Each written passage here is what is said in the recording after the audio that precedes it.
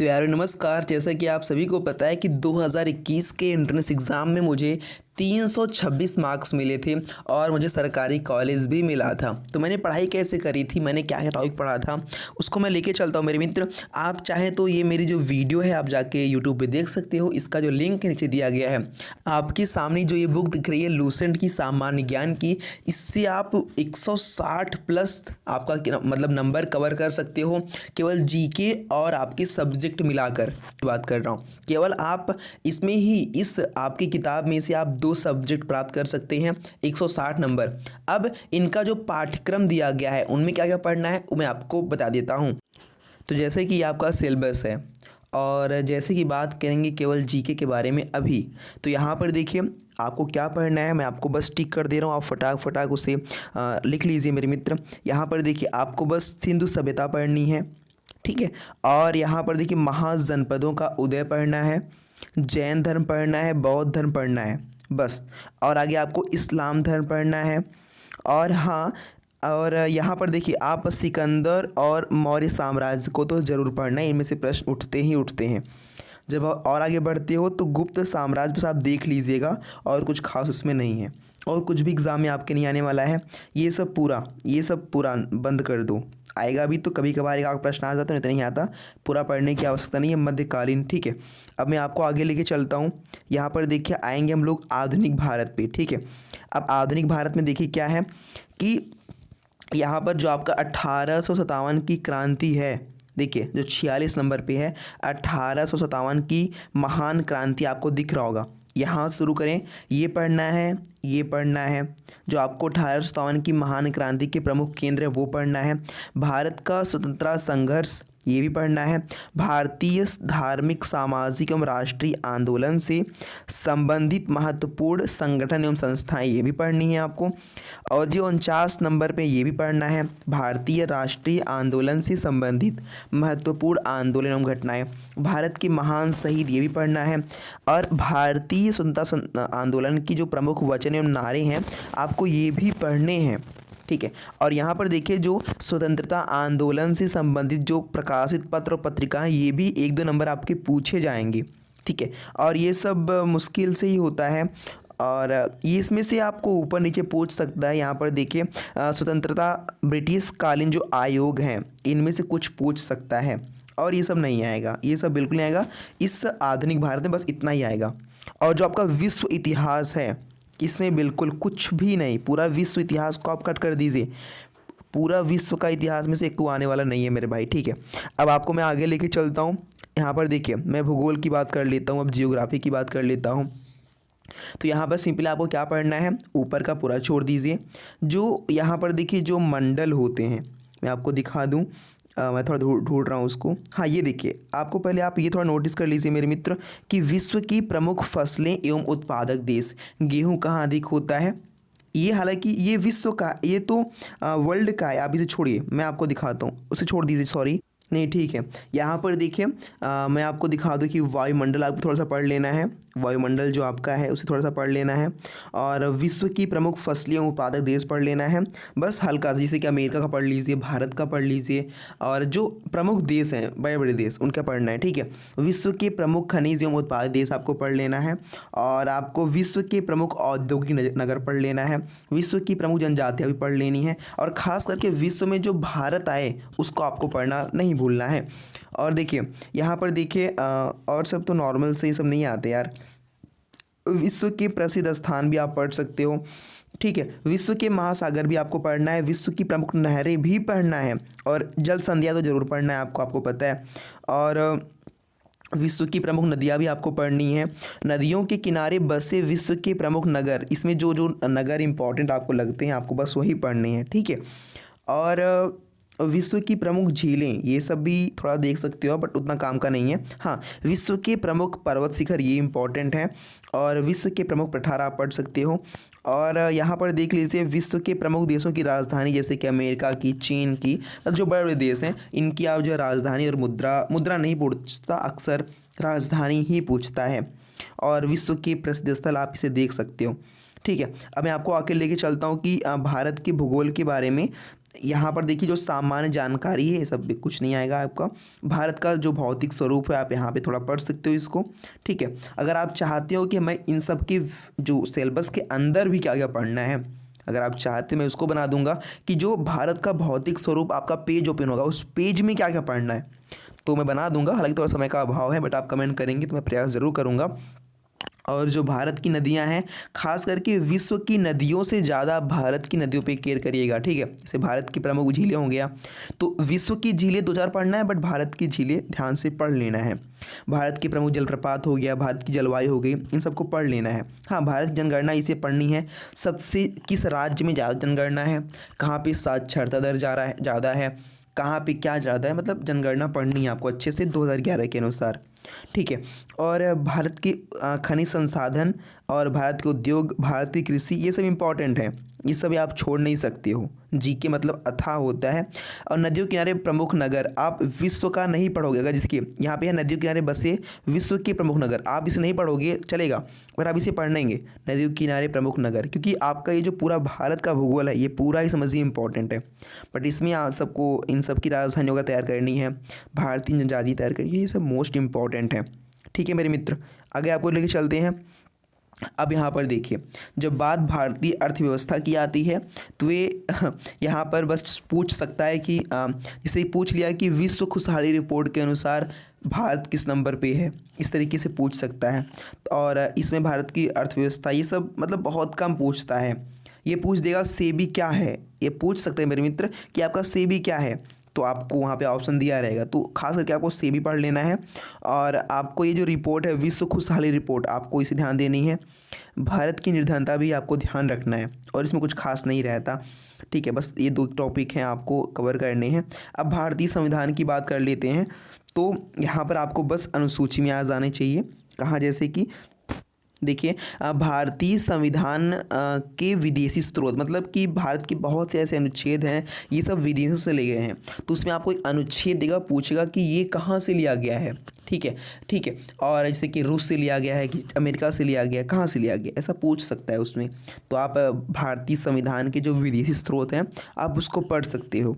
राज्यों का पुनर्गठन भी आप थोड़ा सा पढ़ सकते हो।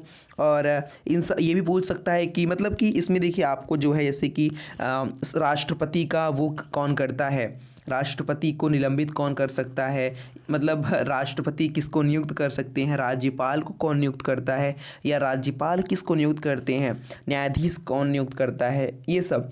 राष्ट्रपति को जो है शपथ कौन दिलवाता है, प्रधानमंत्री को शपथ कौन दिलवाता है, ये सब पूछा जाएगा आपका, ठीक है।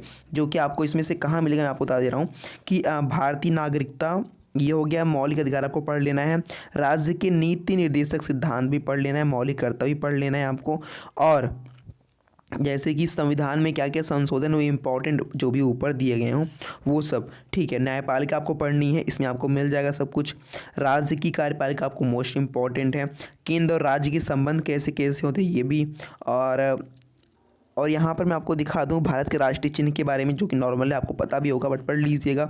और पंचायती राज तो कभी कभार पूछा गया है बट पूछा जाता है। लोक सेवा आप पढ़ लेंगे, मोस्ट इम्पॉर्टेंट है, ठीक है। राष्ट्रीय नीति आयोग हो गया, इसके नीति आयोग मतलब इसके वो कौन है, अध्यक्ष कौन है, ठीक है, ये सब आपको पूछा जाएगा, ठीक है। तो आप पढ़ेंगे तभी आपको क्लियर होगा। वित्त आयोग के कौन अध्यक्ष हैं, ये सब ऊपर पढ़ना है आपको, बहुत गहराई में नहीं पढ़ना है। अगर आप चाहते हो कि मैं उन सब में बता दूं तो आपको कमेंट करना होगा, इससे मुझे लगे हाँ आपको ज़रूरत है, ठीक है। और कुछ महत्वपूर्ण शब्दावली आप थोड़ा सा देख लीजिएगा, और कुछ खास नहीं है इसे पढ़ने के। अब यहाँ पर देखिए जब हम अगले पेज पे पहुँचते हैं तो यहाँ पर देखिए पहले आपको दिया गया है भौतिक विज्ञान, रसायन विज्ञान और जीव विज्ञान। तो यहाँ पर देखिए इनकी इतनी महत्ता है, ये अकेले आपका लगभग 70 से 80 नंबर कवर करते हैं। जी हाँ, अगर आप विज्ञान वर्ग से हैं, अगर आपने बीएससी किया है, या मतलब कि बीएससी किया, बीएससी एजी से हैं, ठीक है, तो आपको सबसे अधिक मात्रा में बायोलॉजी पूछा जाता है, बायोलॉजी, उसके बाद केमिस्ट्री, रसायन विज्ञान, उसके बाद आपका भौतिक विज्ञान, फिर आपका गणित पूछा जाता है। इस बात को याद रखिए, आप किसी भी वो हों, अगर आप साइंस स्ट्रीम से हैं तो आपको इतना होना चाहिए। अब यहाँ पर देखिए अगर ये सब आपके जीके में भी आते हैं, जीके में भी आएंगे आपको और आपके सब्जेक्ट में भी आएंगे, बट आपको इन सब को पूरा का पूरा पढ़ना है मेरे भाई, पूरा पढ़ना है जितना इसमें दिया गया है। लगभग 198 से आपका 277, लगभग ये 70 पेज का होगा। अगर आप इतना पूरा पढ़ लेते हैं तो 10 से 15 नंबर आपकी जीके में फ़ायदा करेगा। उसके बाद 60 से 70 नंबर आपका सब्जेक्ट में क्लियर कर देगा ये, ठीक है। बहुत ऊपर नहीं आता, हाँ गणित वगैरह थोड़ा सा आते हैं, बट यही सब आता है उसमें। इन सब अगर आप तैयार कर लेंगे मेरे भाई तो आपका आराम से सब्जेक्ट हो जाएगा और जीके में फ़ायदा होगा। मैं इसे कई बार करता हूँ, अगर आप मेरी बात सुनते हैं तो बेहतर होगा। अब यहाँ पर जीव विज्ञान हो गया। अब देखिए विज्ञान एवं प्रौद्योगिकी जो आपको सामने दिख रही होगी, ये भी उसी में आपका आता है, तो आप इसे भी पढ़ लीजिएगा। बट इसमें कुछ खास नहीं रहता है, बट आपको बस ऊपर ऊपर 8-10 का पेज ये है, इतना करना है। अब देखिए, अब असल जीके की शुरुआत यहाँ से होती है, ठीक है। असल जीके की शुरुआत जो होती है यहीं से होती है मेरे भाई, विविध में से। विविध में आपको सब कुछ पढ़ना है, बट मैं इनसे कुछ कुछ जो इम्पोर्टेंट है मैं आपको बता देना चाहता हूँ कि आपको क्या पढ़ना है। देखिए, भारत में प्रथम महिला राष्ट्रपति कौन थी, भारत की प्रथम महिला राज्यपाल कौन थी, भारत में प्रथम महिला अंतरिक्ष पे कौन गई, इन सब जैसे प्रश्न आते हैं। बस देखिए, अब इसमें देखिए आपको पता है कि हमेशा महिलाओं का वो किया जाता है, तो इतना याद रखिए महिला का पूछ जाएगा, पुरुष का नहीं पूछ जाता है, अक्सर मैं देखा हूँ।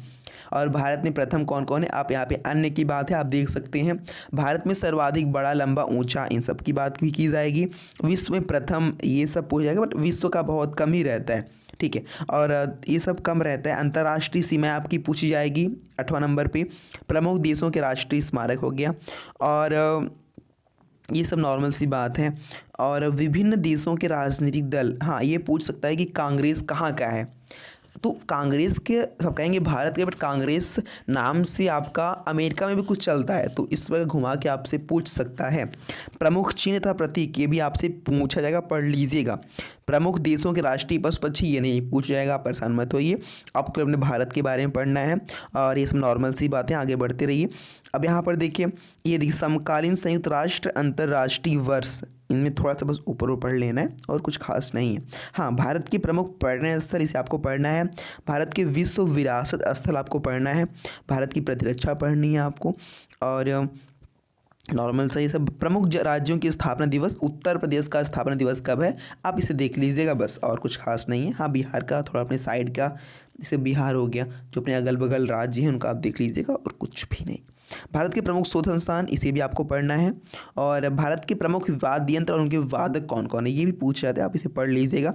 प्रमुख शास्त्रीय नृत्य और उनके कलाकार कौन कौन, इसे भी आपको पढ़ना होगा। और हाँ, समाधि स्थल, ये देखिए समाधि स्थल भी आपको पढ़ना है। और किस राज्य में कौन सी लोक नृत्य है, ये तो आपको मोस्ट इंपॉर्टेंट पढ़ना है। केरल का, असम का, तमिलनाडु का, आपके उत्तर प्रदेश का, बिहार का, कुछ ऐसे राज्य चुनिंदा राज्य हैं, बस इन्हीं का पूछ जाते हैं, सबका नहीं पूछा जाएगा, पसंद मत होइए। आगे देखिए, प्रमुख व्यक्तियों को लोकप्रिय उपनाम क्या क्या है, आप बस पढ़ते जाएंगे, आपको याद हो जाएगा, कुछ भी खास नहीं है।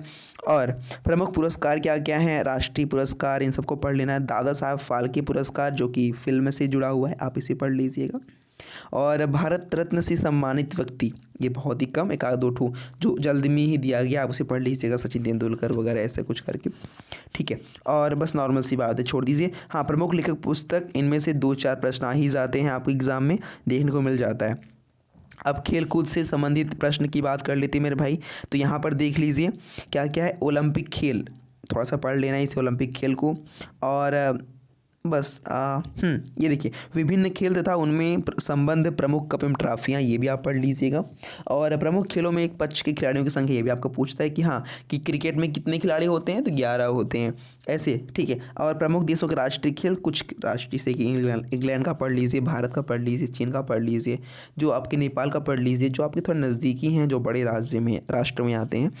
और बस नॉर्मल सी बात है। और खेलों संबंधित पुरस्कार हैं, ये सभी आपको पढ़ना है, ठीक है। और मैं इसे ढूंढ रहा था एक चीज़ यहाँ पे, और कि जो खेलों में नाम होते हैं, थोड़ा सा आप देख लीजिएगा, खेल परिसर वगैरह। और कंप्यूटर भी आपको थोड़ा सा पढ़ लेना है, बट उसमें से 1-2 प्रश्न ही देखने को मिलते हैं। और इतना जान लीजिए, आज की इस वीडियो से समझिए आपका जीके का लगभग 70 से 80 नंबर क्लियर मैं कर दे रहा हूँ, 20 नंबर की गारंटी तो इस पर भी नहीं लेते। और जो सब्जेक्ट है, सब्जेक्ट में भी आपका 60 नंबर क्लियर रहता है, क्योंकि सब्जेक्ट एक ऐसा चीज़ है जिस पर कोई कमांड नहीं कर पाता, वो कब कैसे कहाँ से पूछ दे। बट ट्यूशन का ये जो मैंने 3 पोर्शन बताया ऊपर वाला, आप वहाँ से आराम से कवर कर सकते हो, जो यहाँ पे मैं दिखा रहा हूँ, भौतिक विज्ञान, रसायन विज्ञान, जीव विज्ञान का। और अब बात आती है हिंदी की, बात आती है, और आपकी बात आती है किसकी, रीजनिंग की। तो रीजनिंग कहीं से नहीं पढ़ना आपको, आपको बस प्रैक्टिस करते रहना है, ठीक है। कोई भी डाउट नहीं है, कोई भी दिक्कत नहीं है, और कुछ भी डाउट है तो आप कमेंट बॉक्स कर सकते हैं। अगर आप चाहें तो क्लास भी शुरू की जाएगी, पर अगर आप चाहेंगे तो। और मैं वीडियो बनाता रहूँ, आपका मन ही ना लगे तो क्या मतलब है। हाँ, मैंने सरकारी कॉलेज मुझे मिला था और मेरे 320 मार्क्स थे, ठीक है। तो मुझे लगता है कि मुझे अपना एक्सपीरियंस आपके साथ शेयर करना चाहिए, और आपको भी सरकारी कॉलेज मिले। तो आज के लिए बस इतना ही मेरे मित्र, मिलेंगे नेक्स्ट वीडियो में। आज के लिए नमस्कार। और अच्छा लगा तो कमेंट भी कर दीजिएगा, सब्सक्राइब भी कर दीजिए, और जिससे कि पल पल की अपडेट आपको मिलती रहे मेरे मित्र। नमस्कार दोस्तों, जय हिंद, वंदे मातरम।